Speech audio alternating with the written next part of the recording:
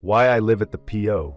is a 1941 short story by Eudora Welty, a celebrated author and photographer from the American South. The narrator's sister recounts the upheaval caused when her younger sister, Stella-Rondo, returns unexpectedly to their family home in China Grove, Mississippi, after leaving her husband. To the family's astonishment, Stella-Rondo brings along a young child, Shirley T., and claims she is adopted. As tensions flare, Sister moves into the post office where she works, seeking independence and a reprieve from the escalating family drama. The story delves into themes of family conflict, independence, and the subjective nature of truth. First published in The Atlantic in 1941, it was later included in Welty's debut short story collection, A Curtain of Green. Welty credited a photograph of a woman ironing at a post office as her inspiration for the tale. The story remains one of her most celebrated works, and even inspired an opera with music by Stephen Eddins. The narrative opens on the 4th of July, with Sister declaring she had been getting along fine with her family, Mama, Papa Daddy, and Uncle Rondo, until Stella-Rondo's return. Stella-Rondo had married Mr. Whitaker, a photographer whom Sister had courted first. Sister recalls how Stella-Rondo's remarks about her being one-sided led to their breakup. Sister describes Stella-Rondo as spoiled, citing instances like when their grandfather, Papa Daddy, gave Stella-Rondo a pearl necklace, only for her to lose it during a baseball game. Stella-Rondo's sudden return from Illinois, along with 2-year-old Shirley T., shocks the family. While Mama momentarily expresses shame over Stella-Rondo's secrecy, she quickly embraces the situation, defending Shirley T. as adopted and insisting the child resembles Shirley Temple. Sister, however, fuels tensions by suggesting the child looks like both Papa Daddy and Mr. Whitaker, particularly referencing Shirley T.'s frown. Stella-Rondo bristles at these remarks, escalating the discord. During a family dinner, Stella-Rondo provokes Papa Daddy by falsely claiming that Sister suggested he should shave his beard, a point of pride he has maintained since he was 15. Incensed, Papa Daddy lashes out at Sister, calling her a hussy, and reminding her that her job as postmistress came through his influence. The argument prompts both Sister and Papa Daddy to leave the table, with the latter retreating to his hammock, vowing never to cut his beard and decrying any interference. This richly detailed and darkly humorous story showcases Welty's skill in capturing familial strife, small-town dynamics, and the complexity of human relationships. In the hallway, Sister encounters Uncle Rondo, who is wearing one of Stella-Rondo's kimonos and has consumed an entire bottle of prescription, as is his tradition each Independence Day.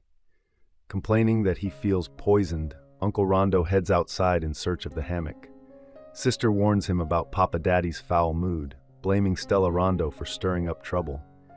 From the hammock, Papa Daddy erupts in a horrible yell, ranting about Sister's ingratitude for the post office job he secured for her.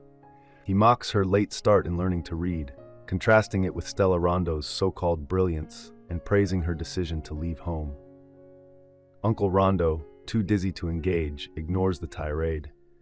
Stella-Rondo dramatically throws open a window, crying out for attention.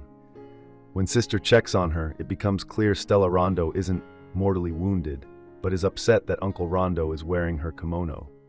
Sister defends him and takes the opportunity to bring up Shirley T. again, further enraging Stella-Rondo. Later, while Sister is making green tomato pickles in the kitchen, Mama criticizes her, claiming the pickles aren't good for Uncle Rondo or Shirley T. Frustrated, Sister retorts that if she had returned home with a child, the family's reaction would have been entirely different. This sparks another argument with Mama over Shirley T.'s parentage. Sister wonders aloud whether Shirley T. can even talk, prompting Mama to call for Stella-Rondo. In response, Shirley T. shouts a tagline from Popeye the Sailor in a loud Yankee voice, much to Mama's delight. Stella-Rondo adds that Shirley T. can also tap dance. Not stopping there, Stella-Rondo sows discord between Uncle Rondo and Sister, falsely claiming that Sister, rather than herself, said he looked ridiculous in the kimono. The following morning, after Uncle Rondo's prescription has worn off, he retaliates by throwing a package of fireworks into Sister's bedroom, causing a deafening noise that leaves her, someone sensitive to noise, deeply shaken. Deciding she's had enough, Sister resolves to leave. Declaring that she will go straight down to the P.O., she packs her belongings, including a fan, a needlepoint pillow, and a fern she insists she watered. While the rest of the family plays a game of Old Maid, Mama begs her to stay and join them. But Sister, defiant, declares, "It's too late to stop me now." As Sister departs, Papa Daddy, Stella-Rondo, and Uncle Rondo announce their plans to boycott the post office entirely. Undeterred, Sister requests help moving 9 wagon loads of her possessions to the post office.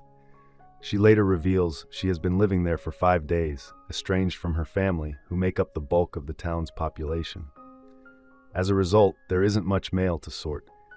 Sister notes that while some townspeople support her, others have turned against her to curry favor with Papa Daddy, who wields considerable influence in the community. Sister concludes her account by affirming her independence. "But here I am, and here I'll stay. I want the world to know I'm happy." Even if Stella-Rondo were to return and clarify everything about her separation from Mr. Whitaker, Sister resolves that she would refuse to listen. I hope you enjoyed this video. Leave a like if you did, and be sure to subscribe. Thank you.